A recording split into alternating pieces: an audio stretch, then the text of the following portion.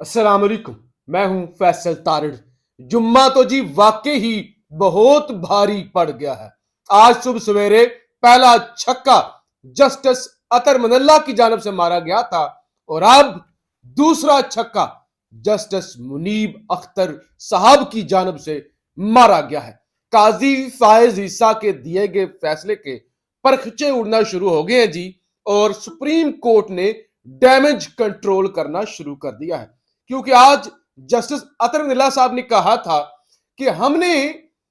Election act की ऐसी तशरीह नहीं करनी जिससे अवाम का हक, अवाम को वोट देने का जो राइट है वो छीन लिया जाए, बल्कि हमने इलेक्शन एक्ट की ऐसी तशरीह करनी है कि अवाम को हकूक दिए जाए। इससे पहले वाजिया होगा सुप्रीम कोर्ट के अंदर कि ये जो मफरूर कहते हैं कि इलेक्शन नहीं लड़ सकता, जो छुपा हुआ है, ये किस किताब के अंदर लिखा हुआ है, तो इसकी भी इजाजत हो गई और चौधरी परवेज इलाही साहब को भी मैदान में उतार दिया गया। आपको अंदाजा नहीं है चौधरी परवेज इलाही का पंजाब के मैदान के अंदर उतरना कितनी बड़ी खुशखबरी है। इससे पहले ताहिर सादिक साहब और फिर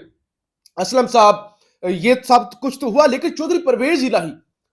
परवेज इलाही एक तगड़ा जोड़ तोड़ करने वाला, ताल्लुकात वाला सियासतदान है। तो लिहाजा वो तमाम लोग जिन्होंने ख्वाब देखे हुए थे कि वो पंजाब के वजीर आला बनेंगे, वो ये करेंगे, इस तरह से कंट्रोल कर लेंगे, तो आप समझ लें कि उनके अब तमाम के तमाम प्लान बढ़ चुके हैं। उनका बेड़ा गर्क कर दिया है जो है ना सुप्रीम कोर्ट ने आज। और चौधरी परवेज इलाही की एंट्री, मैंने पहले भी कहा था कि नून लीग को, एस्टैब्लिशमेंट को बड़ी हॉन्ट करेगी, तो अभी भी कह रहा हूं कि चौधरी परवेज इलाही की पीपी 32 से, गुजरात से सूबाई असेंबली का इलेक्शन लड़ना, अगर वो जीत जाते हैं, सूबाई असेंबली के अंदर वो आ जाते हैं, तो फिर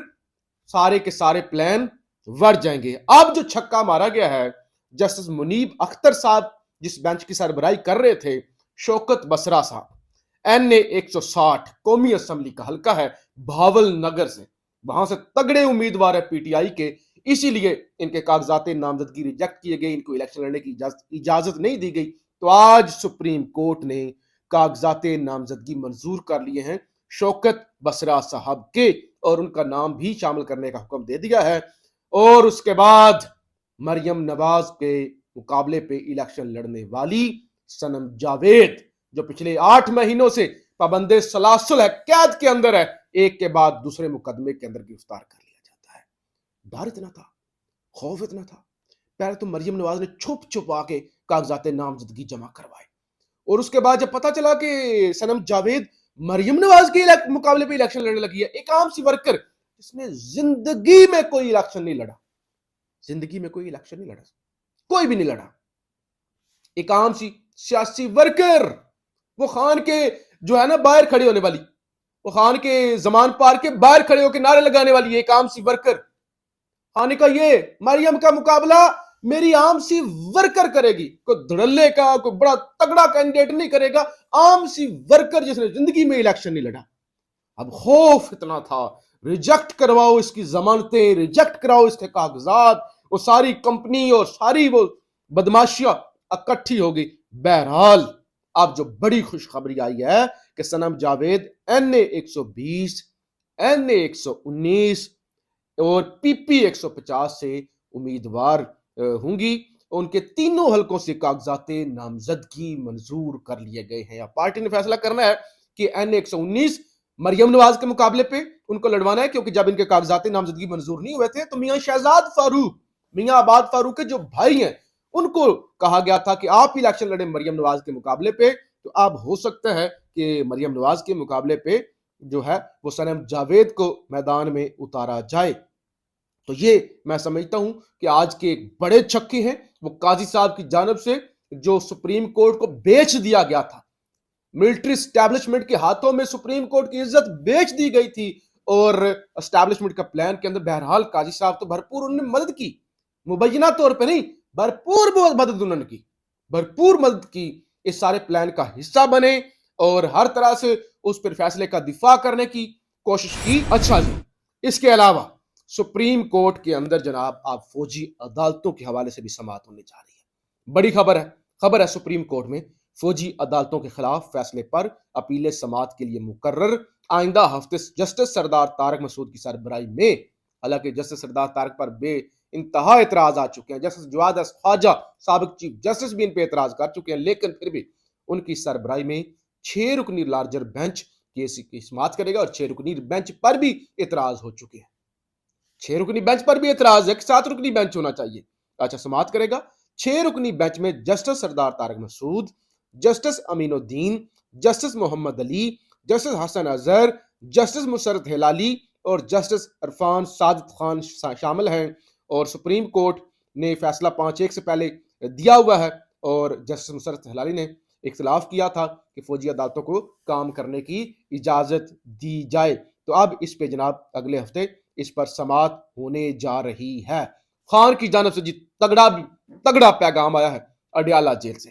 اور خان کی بہن علیمہ خان کی جانب سے یہ پیغام قوم تک پہنچایا گیا ہے۔ علیمہ خان کہتی ہیں عمران خان نے کہا کوئی فکر نہ کریں، کسی قسم کی فکر کی ضرورت نہیں ہے، ہاتھ باندھ دیں، یہ ہمارے ہاتھ باندھ دیں، ٹانگیں باندھ دیں، منہ بند کر دیں، پٹیاں لگا دیں منہ پر، دفعہ 144 لگا دیں، گھر سے نہ نکلنے دیں، ہاتھ باندھ دیں، پاؤں باندھ دیں، منہ پر پٹیاں لگا دیں، قانونی بندش لگا دیں، دفعہ 144 لگا دیں، پھر لوگ نکلیں، پھر بھی نکلیں، یہ سب کچھ ہو جائے پھر بھی قوم نکلے، کیونکہ یہ عوامی ریفرینڈم ہے، کوئی الیکشن نہیں ہے۔ یہاں قوم نے اپنا فیصلہ بتانا ہے اس اشرافی اور بدماشیہ کو کہ خبردار ہم تمہارے غلام نہیں ہے۔ ہر پاکستانی کا حق ہے ووٹ ڈالے، آپ ووٹ ڈالنے کے لیے ضرور نکلیں، یہ خان کی جانب سے پیغام دیا گیا ہے۔ اور عمران خان نے چیف جسٹس سے اپیل کی ہے کہ جیلوں میں جو بے گناہ لوگ بھرے ہوئے ہیں، 8 مہینے سے بغیر ٹرائل کے جیلوں کے اندر ہے، اللہ کے واسطے انہیں رہا کریں، ظلم ہو رہا ہے، جوان بچے اور عورتیں ہیں، غریب لوگ ہیں۔ یہ بھی علیمہ خان کی جانب سے بتایا گیا۔ خان نے قاضی فائز عیسیٰ صاحب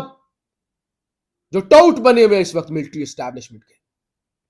ان سے کہا کہ خدا کے لیے کچھ رحم کرو، اپنے عہدے کا حیا کرو، غریب لوگ ہیں، عام لوگ ہیں، ورکر ہیں، ان کا کوئی قصور نہیں ہے،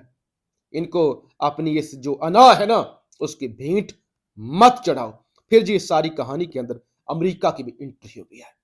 امریکہ کی انٹری ہوئی ہے، اور امریکی ترجمان دفتر خارجہ نے پریس کانفرنس کی۔ انہوں نے بتایا کہ پاکستان میں آزادی اظہار اور پریس پر پابندیوں پر امریکہ کا اظہار تشویش ہے، یہ چیزیں پاکستانی حکام کے بیان کردہ منصفانہ اور شفاف انتخابات کے ہدف سے متصادم ہے۔ انہوں نے کہا ہمیں تو پاکستانی حکام نے بتایا کہ پاکستان کے اندر بڑا اچھا الیکشن ہونے جا رہا ہے، صاف اور شفاف الیکشن ہونے جا رہا ہے، پاکستان کے اندر تو ہر طرح سے لیول پلینگ فیلڈ سب کو مل رہی ہے، لیکن ابھی جو ہمارے تک خبریں پہنچی ہے کہ پاکستان کے اندر آزاد پریس ہی نہیں ہے، وہاں پہ جو ہے وہ آزادی اظہار پر پابندیاں ہیں، وہ ایک قاضی کے فیصلے پہ تنقید کر جے آئی ٹیاں بن جاتی ہیں، پاسپورٹ منسوخ ہو جاتے ہیں۔ انہوں نے کہا ہمیں اس پہ تشویش ہے، ہمیں جو بتایا گیا ہے یہ اس کے جو ہے نا اس سے مطابقت نہیں رکھتا، ہمیں اس کا مطلب ان کا جو بریف کیا پاکستانی حکام نے وہ جھوٹ ہے۔ اور اب ذرا چیک کریں، نوبت یہ آ گئی ہے، پہلے تو پی ٹی آئی والے کہتے تھے نا، اب ذرا قاضی صاحب سن لیں، دانیال عزیز نون لیگ سے، ابھی تک نون لیگ انہوں نے چھوڑی نہیں ہے، نون لیگ کے الیکشن لڑ رہے ہیں، وہ آزاد ہیں، ان کو ٹکٹ نہیں ملا۔ دانیال عزیز کیا کہتے ہیں؟ وہ کہتے ہیں دیواریں پھلانگ کر، دروازے توڑ کر چادر اور چار دیواری کا تقدس پامال کیا جا رہا ہے، لوگوں کو اٹھا لیا جاتا ہے، کہا جاتا ہے احسن اقبال کو ووٹ دیں، یہ باتیں کوئی اور نہیں کر رہا، احسن اقبال کر رہا ہے، پی ٹی آئی والے نہیں کر رہے۔ اور شیر افضل مروت جی چھایا ہوا ہے، ایک ویڈیو سوشل میڈیا پہ بڑی وائرل ہو رہی ہے، وہ ایک پروگرام کے اندر تھے سنو نیوز کے، اور وہاں پہ جناب الیکشن کے حوالے سے نوجوان بھی بیٹھے ہوئے تھے، شیر افضل مروت بھی، تو انہوں نے شیر افضل مروت نے کہا کہ ذرا ان نوجوانوں سے ووٹنگ کروائیں نا، ذرا لائیو ہی فیصلہ سنیں نا کہ یہ ووٹ کس کو دیں گے۔ تو اینکر نے کہا نہیں شیر افضل مروت رہنے دے، آف دا ریکارڈ کر لیتے ہیں، آف دا ریکارڈ کرتے ہیں، بعد میں کر لیتے ہیں۔ وہ شیر افضل مروت نے کہا چلیں ذرا تالیاں ہو جائیں، تالیوں سے ہی پتہ چل جائے گا، آپ ووٹ نہ کروائیں۔ اور پھر وہ جو تالیاں بجی، وہ جو حال تالیوں سے گونجا، وہ جو ہر طرف تالیاں ہی تالیاں تھی، تو اس سے بڑا واضح ہو گیا کہ پاکستانی قوم کس کے ساتھ کھڑی ہے۔ تو شیر افضل مروت بھرپور کیمپین کر رہے ہیں، چھائے ہوئے ہیں، اسلام آباد کے اندر بھی کل شعیب شاہین نے بھی ریلی نکالی ہے، لوگ نکلنا شروع ہو گئے ہیں بہرحال پی ٹی آئی کے۔ تو خان کی طرف سے جی اے کی پیغام ہے، یہ الیکشن نہیں ہے، یہ عوامی ریفرینڈم ہے کہ عوام نے بتانا ہے طاقتور حلقوں کو کہ ہم کسی کے غلام نہیں ہیں، ہم اس ملک کے مالک ہیں۔ یہ عوامی ریفرینڈم ہے، تیاری کریں اور مجھے کامنٹس باکس میں بتائیں کہ آپ کس حلقے سے ہیں اور آپ کے حلقے کے اندر انتخابی نشان کیا ہے، امیدوار کون سا ہے۔ تو زیادہ سے زیادہ جو لوگ اس کو کامنٹس کو پڑھیں گے ان کو پتہ چل جائے گا کہ کون سا حلقہ ہے اور وہاں پہ پی ٹی آئی کے امیدوار کا کون سا انتخابی نشان ہے۔ پاکستان زندہ باد۔